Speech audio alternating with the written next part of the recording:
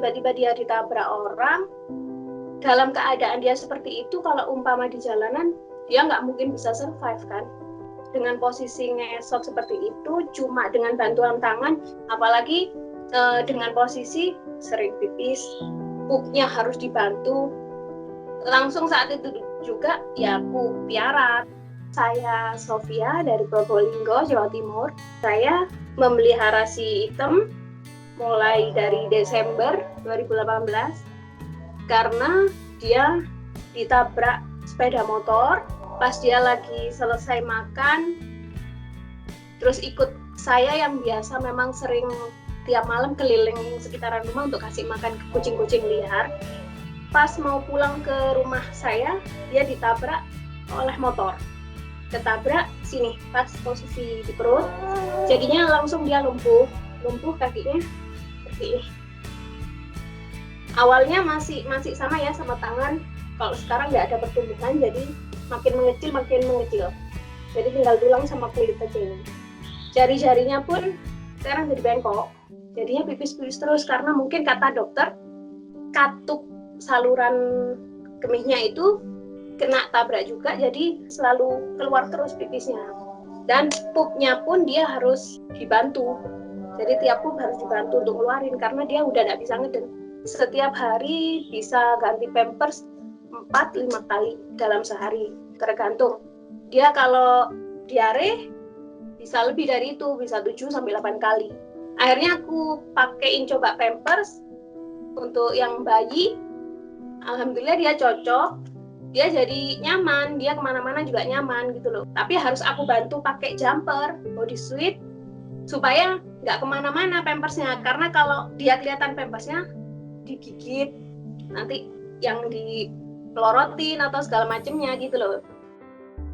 Dulu nungguin dia pup sama pipisnya bisa sampai 1,5 jam sampai 2 jam untuk nungguinnya.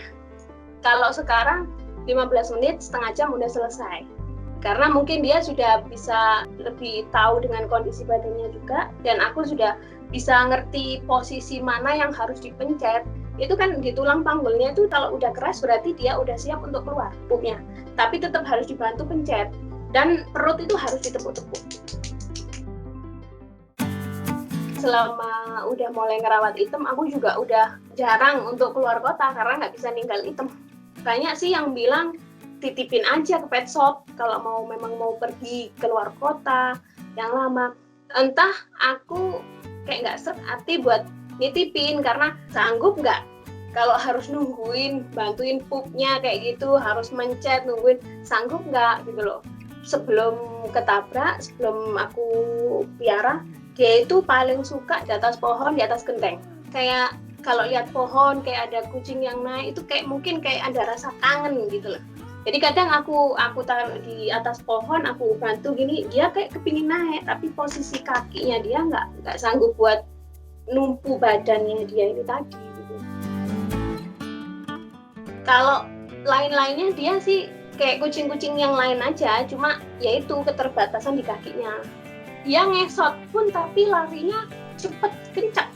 Mungkin ya nyaman juga karena pakai pampers ya, jadi nggak kesakitan. Kalau pas lagi ada pusi aja, dia kan posisi sulit buat naik atau apa. Tapi kalau ada pusi, dia ngejar pusi naik ke atas tempat tidur atau apa yang tinggi ya, yang tinggi, dia berusaha buat bisa naik.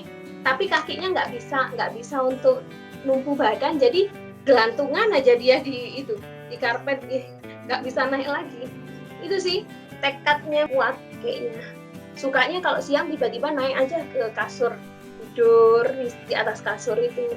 Nggak diajarin sih, kepingin di kasur aja dia berusaha kan, karena agak pendek ya, jadi dia gampang untuk naiknya.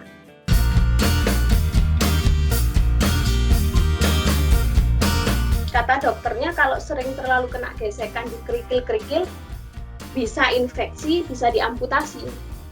Jadi aku tutup semua. Jadi orang-orang lebih baik loncat untuk pergi ke halaman.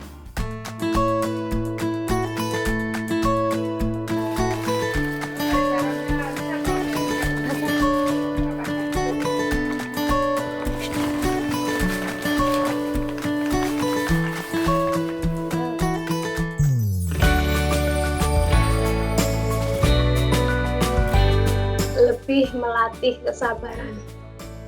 Karena nggak semuanya sanggup untuk ngerawat, karena kan harus bantuin keluarin pupnya, sampai aku tiap hari harus tidurnya baru bisa tengah malam.